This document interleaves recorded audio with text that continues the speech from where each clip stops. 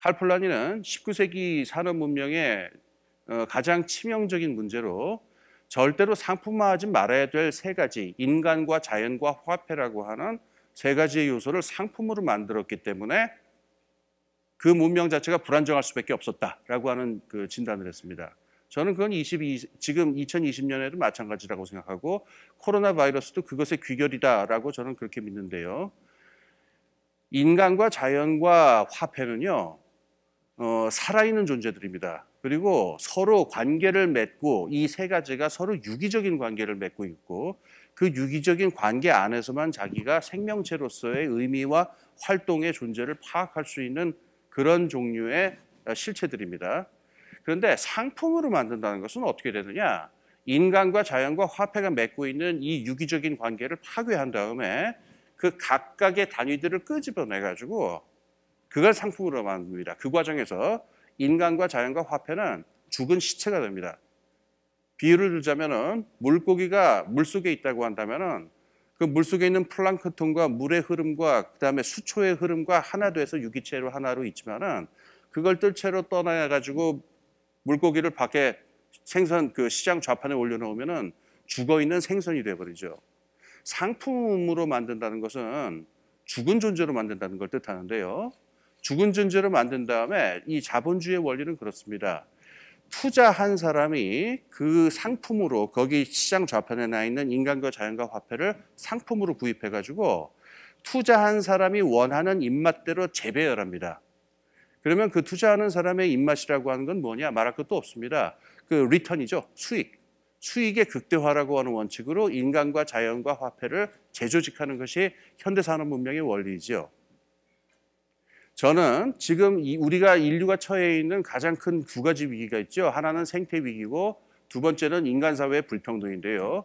저는 이 두 가지가 쌍생아라고 생각합니다. 쌍둥이라고 생각하고 우연적으로 나타난 게 아니라고 생각합니다. 왜냐? 인간하고 자연하고 화폐를 시체로 만들어서 지금 말한 것 같은 원리로 재조직하는 과정이라고 하면요. 자본하고 에너지가 무한히 들어가게 됩니다.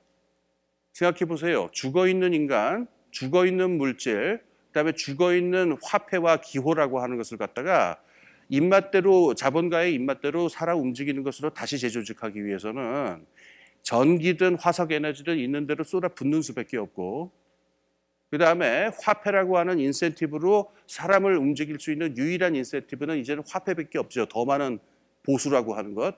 그래서 한없이 많은 돈이 들어가고 한없이 많은 에너지가 들어가게 되는데 이 화폐는 절대로 균등하게 분배되지 않습니다. 그래서 심각한 사회적 불평등이 나타나게 되고요. 끊임없는 에너지의 투입은 다시 끊임없는 물질의 흐름을 만들어내기 때문에 이 에너지와 물질의 흐름, 물론 이건 정보의 흐름하고 다 있습니다만은 이것이 결합돼서 지금 생태 위기를 만들고 있습니다. 이게 제가 지난 40년 동안의 자본주의라고 제가 부른 것의 가장 근본 원리입니다. 이게 그전하고 다른 점이 있다면 그전 200년 동안의 산업자본주의와 다른 점이 있다면은 지금 말한 것 같은 인간과 자연을 화폐를 상품으로 만들어서 시체로 만들어서 재조직하는 과정이 그 규모와 공간적 시간적 규모가 비교도 할 수 없을 만큼 크게 벌어졌다는 차이가 있을 뿐입니다. 그럼 지금 여기서부터는 우리가 어떻게 해야 되겠느냐? 아까 폴라니가 했었던 이야기를 갖다가 되새겨 봅시다. 사람과 자연과 화폐는 원래 상품이 아닙니다. 그리고 사람과 화폐와 자연은 상품의 관계로 서로 만나서는 안 되고 사회적 관계로서 만나야 합니다. 그리고 그 사회를 조직하는 데는 아주 보수적이고 억압적인 사회도 있을 수 있고 아주 평등하고 민주적인 사회도 있을 수가 있겠죠. 이 사회는 그냥 막연한 사회를 말하는 게 아니고요. 모든 사람들의 자유와 평등과 도덕적 가치가 보장될 수 있는 방식으로 다시 인간과 자연과 화폐가 만나는 방식으로 문명을 재조직해야 합니다. 이거를 갖다가 이렇게 선언적으로만 말할 일은 아니고요. 이걸 실제로 우리가 실행을 하기 위해서는 굉장히 많은 구체적인 제도적 개혁이 필요합니다. 우선 지금 우리가 현대 경제학에서 사용하고 있는 내셔널 어카운트, 그러니까 국민 계정이죠. 국민 소득을 계산하는 이 국민 계정, 화폐 가격의 산적 기반해서 인간과 자연을 갖다가 가격을 매기는 이걸 넘어서서 사회적 생태적 회계라고 하는 것을 만들어서 어떤 행동이, 어떤 존재가 인간 사회와 자연 생태의 안녕에 있어서 얼마나 좋은 삶을 가져오는데 기여하는가를 따로 평가할 수 있는 대안적 회계 체제를 만들어야 하고요. 또 투자자들의 전횡에만 의존할 것이 아니라 지역 주민들 스스로가 또는 일정한 그 기능에 모여 있는 같은 직종에 있는 사람들 스스로가 모여서 수익이라고 하는 목표가 아니라 우리들 삶의 개선이라고 하는 목표를 두고서 조직하는 대안적인 경제 조직의 형태의 실험들도 활발하게 이루어져야 되고 실제로 지금 이루어지고 있습니다. 이런 것들을 소개하기 위해서 저는 지금까지 여러 가지 책을 번역하기도 하고 뭐 쓰기도 했습니다만은 한번 좀 참조해 주시기 바랍니다. 그래서 코로나 바이러스가 시작되었을 적에 이게 아까 몇 년을 갈지 모른다고 했습니다만은 제가 한 가지 제안만 드리겠습니다. 포스트 코로나 사태가 언제 끝날지 그 이유가 어떻게 될지는 둘째치고요. 일단 코로나 사태가 진행되는 동안만큼은 우리 이걸 전시경제라고 봤으면 좋겠습니다. 지금 저는 이 사태가 코로나 바이러스와 전쟁을 하고 있는 건데 외계에서 침입한 생명체와 그 전쟁하고 있는 것과 똑같습니다. 지금 프랑스는 밤 9시가 되면은 통행금지가 됐어요. 밤 9시부터 새벽까지. 프랑스 시민들하고 그 인터뷰를 해보면은 지금 2차 대전 때 전시 상황하고 똑같다라고 지금 느낀다라고 이야기를 합니다. 사실 그렇습니다. 그렇다면 이런 지구적인 차원에서의 전시 상황이라고 한다면은 우리가 쥐어야 될 원칙은 2019년까지의 하던 대로의 자본주의를 그대로 어떻게든 되돌리겠다는 생각을 과감하게 떨쳐버리고 새로운 형태의 산업 문명으로 조금씩 나아갈 수 있도록 노력해야 됩니다. 저는 그때 요 코로나 기간 동안만큼은 우리 이 원칙으로 산업 문명을 운영했으면 좋겠는 제가 개인적으로 믿는 원칙이 하나 있어요. 누구도 다른 누구를 버리지 않는다라고 하는 명제입니다. 지금 코로나 바이러스 때문에 가장 취약하고 가장 힘든 사람들의 삶부터 먼저 무너지고 있고 이 사람들의 삶이 무너지면서 온갖 음모 이론과 아주 위험한 종류의 극단주의적인 행동들이 나타나면서 민주주의까지 위협을 당하고 있는데요. 이걸 넘어서기 위해서 우리가 사회 전체를 안전하게 지켜내기 위해서 지금 우리가 지켰으면 하는 원칙으로 누구도 다른 누구를 버리지 않는다. 최소한 몇 년 동안만큼은 이 원칙으로 산업 문명을 전환했으면 좋겠습니다. 결국 우리는 이런 감염병 상황에서는 그 특성상 돌고 돌아 나를 지키고 너를 지키는 일이 하나인 일이 되었다. 모두가 안전하지 않으면 결국은 감염병이 끝난 게 아니다라는 걸 확인하게 되었습니다. 이 상황에서 우리는 협력과 연대가 그저 바람직한 이상에 불과한 게 아니라 그동안은 바람직하지만 뭐 되겠어? 우리가 이야기했던 그 대목이죠. 그게 아니라 필수라는 것을 깨닫게 되었습니다. 바로 코로나 앞에서의 놀라움과 공포, 이것이 우리에게 어떤 종류의 느낌의 합의 또는 공통의 느낌을 만들었다는 거죠. 서양에서는 근대가 형성된 한 200~300년에 이르는 기간 동안 뭔가 정부라는 건 사실 왕, 뭐 교황, 제후 이런 것들이었는데요. 그로부터 도망가는 거, 시키는 걸 하지 않는 거, 이걸 자유라고 생각했습니다. 일방적으로 군림하는 권력이었죠. 그러니까 마스크를 벗을 자유라는 이상한 용어까지 나오게 되었습니다. 하지만 그게 아니라 정부라는 것도 우리가 직접 만드는, 구성하는 그런 성격을 갖고 있고 일종의 국민이 낳은 정부, 영어로 셀프 거버넌스, 이런 방식으로 이해해야 되지 않겠느냐라는 생각을 할 수 있습니다. 특히 한국이 그동안 보여주었던, 물론 미진한 것도 많습니다. 그런 상대적으로 굉장히 잘 해냈던 그런 상황을 모델로 삼는 게 필요하다. 옆집 불구경, 강 건너 불구경이 아니라 옆집에 불이 났기 때문에 같이 불을 꺼야 한다. 우리는 한 배를 탄 어떤 공동 운명체다라는 걸 깨달아야 되고요. 한 사람이 반칙을 하더라도 모두가 위험할 수 있기 때문에 그 사람이 반칙하지 않도록 선제적으로 대응할 필요가 있습니다. 외국인, 이주민, 난민에게까지 마스크를 주는 건 그 사람들을 우리가 지켜야 우리가 같이 안전할 수 있다는 어떤 공통의 느낌의 합의 때문에 라고 할 수 있습니다. 이런 상황에선 결국 과거에 추상적으로 생각되었던 협력과 연대, 상호 신뢰와 투명성, 이거 말고는 다른 방법이 없다. 이게 이제 우리가 도달할 수 있는 결론입니다. 자, 이거는 우리가 위기를 기회로 삼는 급변의 시기, 이고 한 체제가 다른 체제로 변환할 수 있는 그런 시점이라고 우리가 생각해야 한다라고 저는 생각하고요. 어떻게 이제 좋은 방향으로 이끄느냐가 이제 관건이라고 할 수 있습니다. 자, 더 이상 각자 도생은 불가능합니다. 이 코로나 바이러스는 인류에게 새로운 규범을 강요하고 있습니다. 인간은 뉴노멀을 거부할 수 없습니다. 이런 상황에서 사회 취약 지점들이 다 드러났고요. 탐욕의 고리도 드러났습니다. 하지만 취약한 지점을 그대로 내버려두면 사회는 더 위태로워지고 탐욕의 고리를 그대로 내버려두면 협력과 연대를 방해할 수밖에 없습니다. 인간은 가장 협력하기 힘들고 연대하기 힘들 때가 언제냐면 뭔가 격차와 차별을 느끼는 이 분노의 시점입니다. 따라서 그 사람들이 결국 돌고 돌아 좀비처럼 우리에게 복수할 수 있게 되는 거죠. 결국 아무도 안전할 수 없게 된다는 겁니다. 따라서 제가 공동주의라는 말로 주장하고 싶은 건 무엇을 얼마나 어떻게 공동으로 또는 공통으로 나누어야 할까를 고민해야 된다는 겁니다.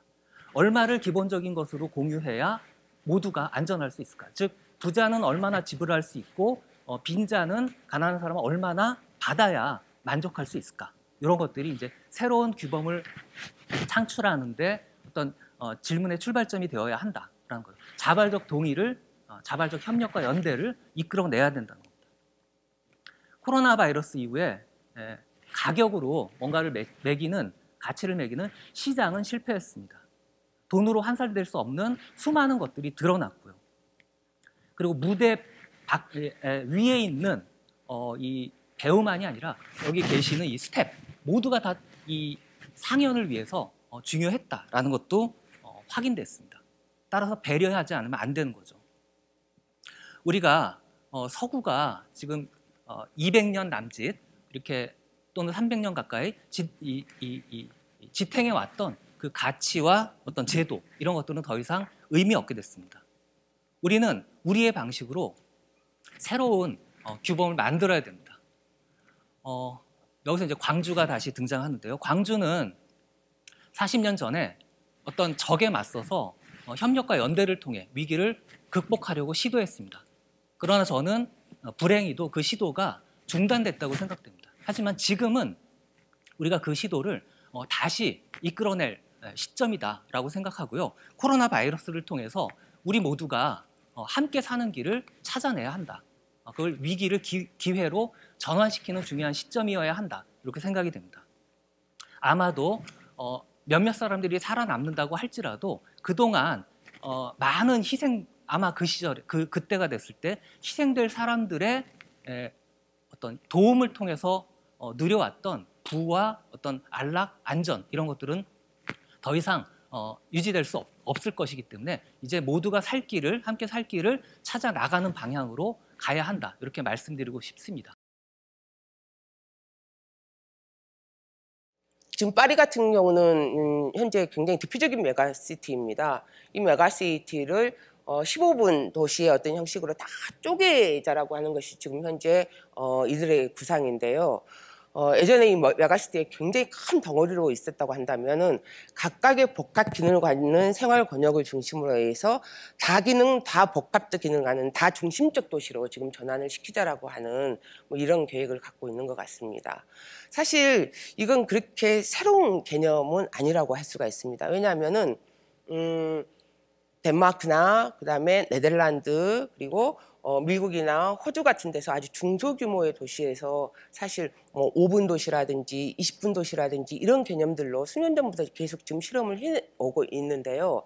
이 실험들과 결정적으로 이 15분 이 아느 이달고의 이 시도가 다른 점은 파리라고 하는 메가시티를 분할하는 이 대규모의 이 도시를 분할하는 어떤 정책들을 지금 현재 시도를 하고 있기 때문에 훨씬 더 이제 주목을 받고 있는 것 같습니다. 그리고 7월 달에 세계도시 기후정상회의에서 코비드-19 이후에 이 도시를 어떤 방식으로 재건할 것인가라고 하는 이 TF팀이 만들어졌었는데요. 여기에서 제출한 보고서에 모든 주민들은 앞으로 15분 도시에서 살아갈 것을 의제로 채택을 한 바 있습니다. 이 15분 도시에 대한 이 자료들을 제가 리뷰를 하면서 사실 2017년도에 제안된 광주 문화중심 도시 이제 보고 관련 이제 보고서인데요. 이 보고서에서 제안된 에듀컬처럴 리빙랩이라고 하는 이 개념, 도시 개념과 아주 유사하게 닮아 있다라고 하는 생각이 들었습니다. 이 미래문화교육원에서 이야기를 하고 있는 에듀컬처 리빙랩이라고 하는 것은 아주 개념은 단순합니다.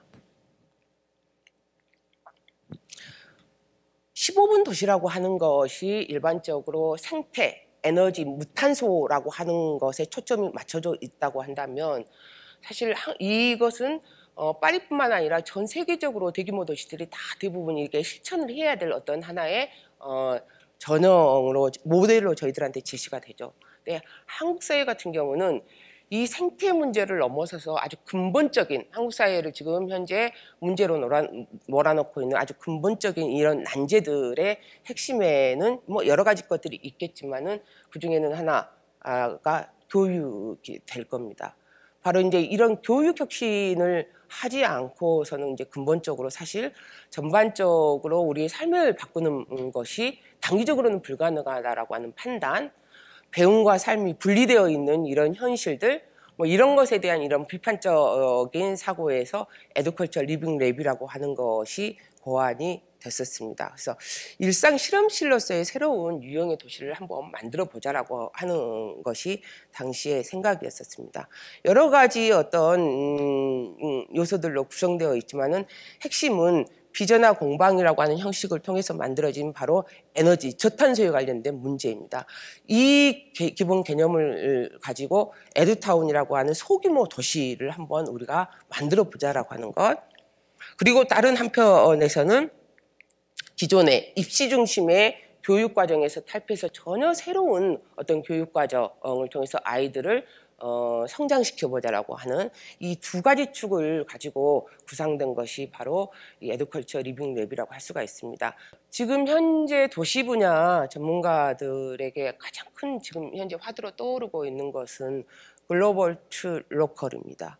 어떻든 대규모 이 도시의 이 구조들을 더 작게 작은 도시로 계속해서 세분화하자라고 하는 것입니다. 이 작은 도시들 안에서 일상적으로 밀착된 공유제를 끊임없이 만들어내는 것, 그리고 그 공유제가 다시 이 로컬 도시들의 연대를 통해서 글로벌하게 서로 공유될 수 있는 것, 그 지혜들을 서로 함께 나누는 것, 이런 방향들만이 우리들에게 우리 앞으로 인류의 이 생존을 보장받을 수 있는 도시적인 측면에서요, 그런 생존을 보장받을 수 있는 유일한 길이 아니겠는가, 이런 방식의 논의들이 지금 현재 진행이 되고 있습니다. 제가 소개해드린 15분 도시나 에듀컬처 리빙랩이나 바로 이런 문제의식에 걸려 있는 것이라고 보시면 될 것 같습니다. 그런데 제가 오늘 이 짧은 시간에 발표를 하면서 미래라고 하는 언어를 계속해서 사용을 했는데요. 사실 이 미래라고 하는 단어를 우리가 얼마만큼 쓸 수 있을지, 이 언어를 사용하는 것조차도 어쩌면 사치일 수 있겠다는 생각이 요새는 듭니다.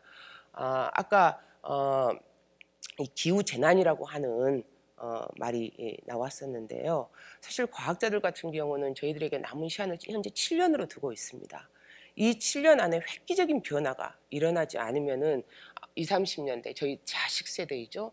20, 30년 이내에 우리가 상상하지도 못할 가공할 이 기후재난에 아마 직면을 하게 될 것이다라고 저희들에게 경고를 하고 있습니다. 우리의 이 삶의 지금 변화가 아주 전면적이고 그리고 아주 급진적으로 일어나야 될 시간이 된 것 같습니다.